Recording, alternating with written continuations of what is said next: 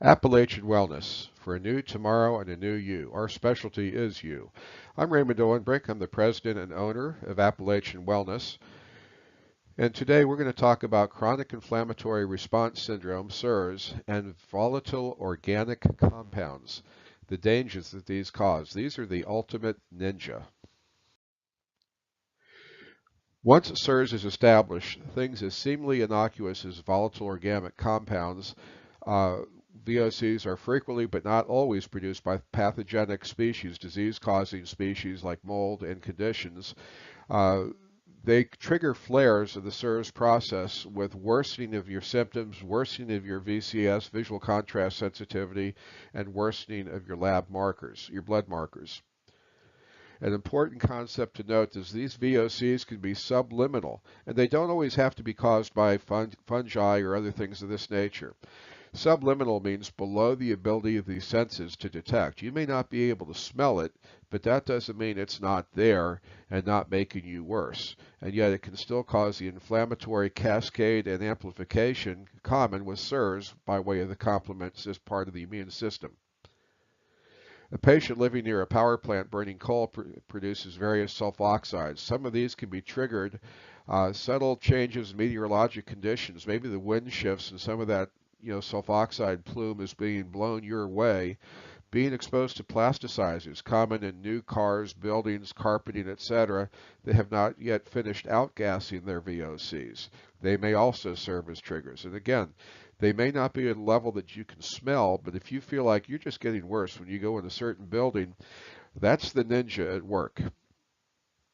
These VOCs are very small molecular weight entities. They're tiny chemicals that are not triggering a classic antibody-mediated immune reaction, including the IgE or allergic reaction, but they are engaging the complement cascade of the immune system, which we'll talk more about in a bit, with its inherent amplification, read severely symptomatic on an immediate basis without any prior warning by a subliminal, below the threshold of detection, exposure. You don't smell it, you don't know it's even there until you're getting sick.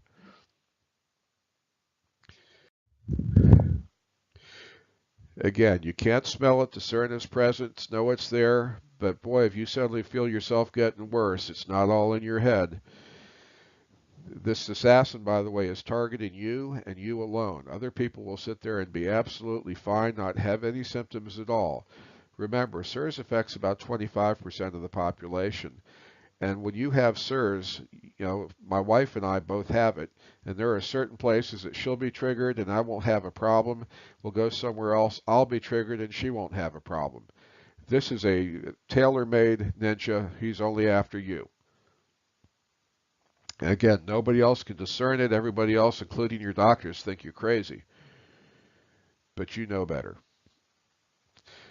And we in modern medicine who have studied so long and hard don't understand this. We think of these neurotic, needy people as being crazy, but they're not.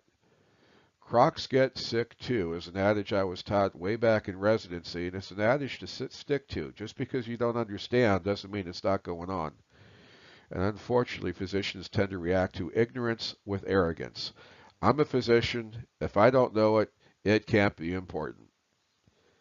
These poor folks are suffering. They've been kicked around. They needed to be treated with compassionate understanding and respect, which is what you will find at Appalachian Wellness because we understand.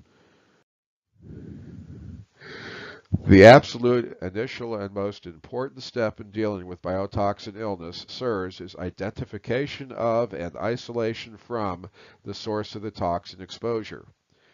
Identification does not necessarily mean specifically what species of mold or molecule in the VOC system triggers you. It just needs to know kind of what's going on, what areas you can't go to. We know of certain molds that are triggers. Okay, and even if we can't necessarily find the specific mold and we know that certain biotoxins are going on, this has caused great controversy in the legal system. And unfortunately, a lot of very sick people exposed to mold have been left hanging without any type of recourse. It just simply means knowing what, where, when to avoid.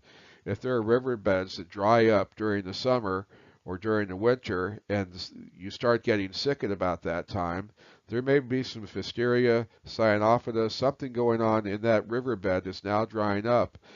Molds and these microorganisms release these toxins when they're under stress. Don't use bleach on mold because it can cause VOC release as well. White vinegar works better than bleach when you're trying to clean this stuff up.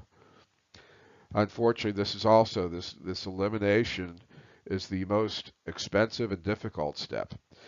Somebody who's been ill, perhaps unable to work, has exhausted their financial resources from going from doctor to doctor, now must choose between leaving their home, place of work, place of worship, place of education, etc. And a lot of schools are affected with damp building syndrome for an undetermined period where, with possible extensive and expensive remediation that's being taken that you're on the hook for, because most insurance companies have written riders into their policies at this point that they're not, going to be liable for mold-related illness or for fixing the problem of a moldy home. They say that's not our problem, and it's a crime in my opinion. Remember, you will not improve without getting rid of the source of exposure. This disease will make you suffer tremendously as it shortens your life. The final outcome after great suffering will be a premature and painful demise. This may seem dramatic. It cannot be overstated. It's simply the truth. Medical schools frequently teach that the best clinicians are those who obtain the most thorough, detailed, and focused history. We're taught that the patient will tell you what's wrong if you listen to them properly. The trick lies in teasing out the essential, valuable information. And we at Appalachian Wellness thank you for taking the time to very carefully complete your pre-visit questionnaires as accurately and completely as possible before each visit. Treating CIRS, things change between visits, and I want to be able to pick them up before you get worse. I know these questionnaires, these forms that I have online are very, very detailed. I designed them myself. I've filled them out myself. It takes a long time. Please don't put handcuffs and a blindfold on us and ask us to help you. You have to cooperate and do your part. We use this information. We track this information carefully, and we're hoping to be able to use the information you provide us today to help others in the future as we do look-back research on our results so we can help you and others better in the future.